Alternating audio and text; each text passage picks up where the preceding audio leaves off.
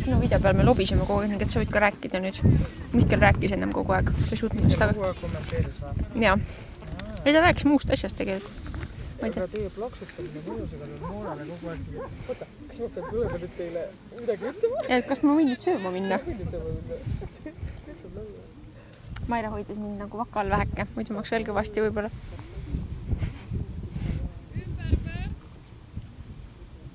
Aga Janne, esimese teise võtte vahel sa jälle unustasid ära, et sul on koer platsi peal kaasas. Oleks ma su lähedal olnud, siis ma su üle pea andnud tõenäoliselt. Läksid lihtsalt pulka võtma. Aga võib-olla ka.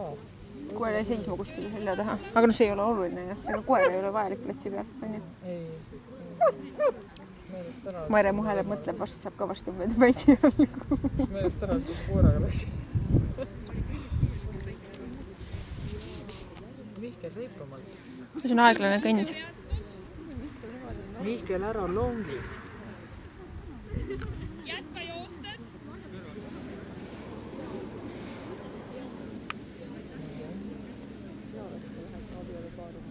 Ümberpöör.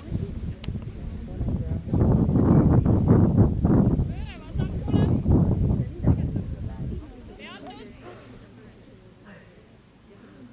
Jätka aeglaselt. Pärnu võistluste kohta kuulsite või? Nad pidid koera omanik ümber registreerima. Koera omanik oli siiamaani Mihkel Rikkas ja Margot Luukas. Kuna seal liikumisjuht oli Margot Luukas, siis tema koer ei tohi osaleda. Nüüd on Mihkel ainuõiguslik omanik. Pidid kohe ümber?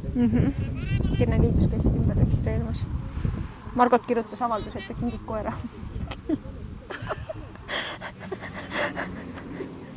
Midagi nagu seda.